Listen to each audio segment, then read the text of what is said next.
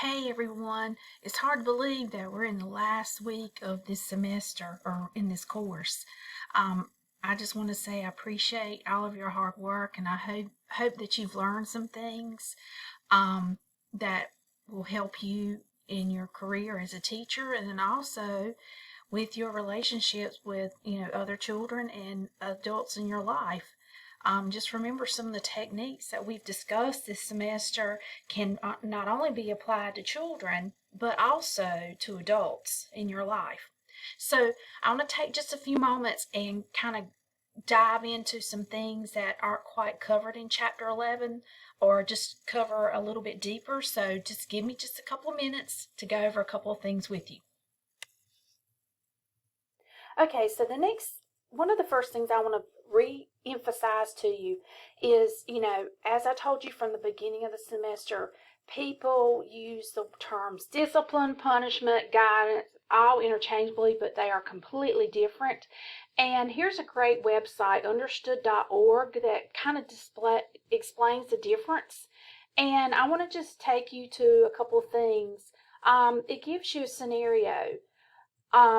So two children are arguing over pencils and one of them pushes the other and they both start arguing. And you might say, both of you stop it. You're not allowed to go outside today. That's punishment. It stops the behavior, but what has it really taught the children? What has it taught them the skills on how to, get along with each other instead of arguing? Positive discipline or positive guidance, you would say, give me the colored pencils. Now each of you can use them right away. Sandra, you take a deep breath. Now use I statements we practiced yesterday. That's I messages. And tell Veer why you're upset. So positive discipline discourages the behavior, but it also teaches children, what we expect of them and the accountability. Also, too, what comes into play, and this is something that Chapter 11 mentions too, is natural and logical consequences. So here's a great chart on, negative and punishment and positive discipline, or what we call positive guidance, that I want you to look at. I'll put the link in the resources.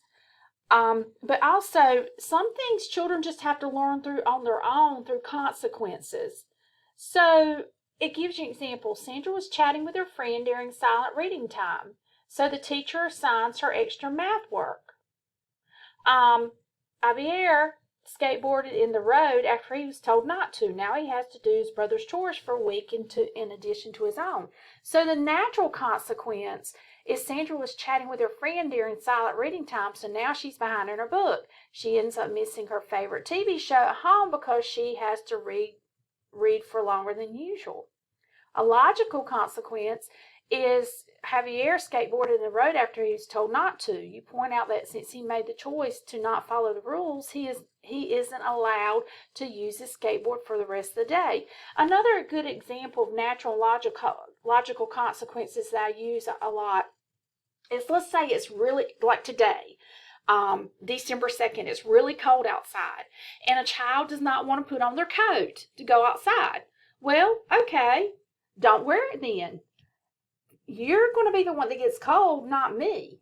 So pretty soon, if the child's still cold, they'll come up and say, can I have my coat? Which brings me to, we've got to remember we live in southeastern North Carolina, and our cold air is not quite that cold. Yes, it's cold to us, but it's really not cold. And cold air does not cause children to get sick. It's germs that cause children to get sick. So also too, the thing with coats is, children are out running around when we're outside. Not us, technically. So natural consequence is a consequence that the children is going to suffer, naturally on their own with no intervention. Logical is when an adult may step in. Okay, you didn't clean your room, so I'm taking away these toys. You didn't put your toys up at cleanup time, so you can't go in that center for the rest of the day. So again, go through this, has some great resources on positive guidance versus punishment and discipline. Okay, another great resource that you can use with guiding young children, and also this is a method that is actually used with adults. In fact, it was used with adults first before it would transitioned over into children. It's called the turtle technique. And in your experience with early childhood, you may have seen some things called Tucker the Turtle. Well, this is what it's referring to. It's the turtle technique. And this is a tool to help children control their emotions. Um, and it uses the analogy of a turtle. Um, you know, when a turtle withdraws because they feel endangered or, they're scared or threatened, um, we can use this with young children, the same technique. About how, if we become or the child becomes scared, mad, etc. This is a technique that we can teach children so they can help to regulate their emotions and behaviors. So practice thinking like a turtle. Teach your child the steps on how to control and calm down. Think like a turtle. Recognize your feelings. Step 1. Stop your body. Tuck inside your shell and take 3 deep breaths. 4. Come out when you're calm and think of a solution. So here's some other techniques. Tucking like a turtle when your child is calm. Throughout the day, each time practice taking 3 breaths. Model using calming techniques. Practice these steps. And they've got cue cards that you can print off, and I'll show you that in just a minute.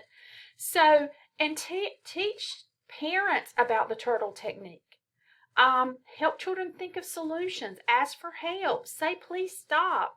Wait and take turns. Get a timer. Ask for a hug. Take a break. Say, will you play with me? Use kind words. So the turtle technique is a technique to help children calm down and regulate their behavior or their emotions, and also it's a technique that can be used with adults. I will put a link in the resources to a story devoted to Tucker the turtle. Okay, so another thing that I want to touch on is emotional intelligence in early childhood. Okay, we've all heard of IQs, intellectual intelligence, how smart we are. Well, another type of intelligence is emotional intelligence. And what that means basically is, coming to recognize your own feelings, because once you recognize your own feelings, then you're able to recognize other people's feelings.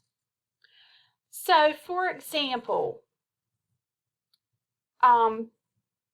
it gives you, what are 5 domains that make up emotional intelligence. And, why is it important for teachers of young children to understand emotional intelligence? Because emotional intelligence begins to develop in the earliest years. And a little girl who finds a puzzle frustrating might ask her busy mother or teacher for help. The child gets one message is that the mother expresses clear pleasure at the request, and quite another if the person responds with, "Don't bother me, I've got things to do." Such encounters mold children's emotional expectations about relationships, etc. And here it gives you, some ideas about emotional intelligence. So, what are the key ingredients of emotional intelligence? It's listed here: confidence, curiosity, intentionality, self-control, relating, capacity to communicate, and being cooperative. So again, we can't expect children to understand other people's feelings until they understand their own. And that's where it comes into play, giving children the words, to express their feelings, which we mentioned a few weeks ago. So that's emotional intelligence. Okay, one last resource I want to share with you, and this is from the CEFL website, CSEFEL. You've been to this website already through this course, but this has got some great resources, and especially teaching social emotional skills. Like, for example, here is a chart that you can print off so children can, explain how they feel today with the different emotions. There's like a feeling wheel. and all kinds of great resources that you can use in the classroom. Again, helping children to understand their emotions or express their emotions. Another great thing is the feeling sign-in chart. Let me see if I can get it here on the screen. This is where you could have this as a poster in the classroom, and then children can come in and sign their name or write their name, as how they're feeling this morning. Here's some resources for the turtle technique, which I told you about, problem solving steps, feelings chart, the turtle pattern. So lots of great things that you can use in the classroom.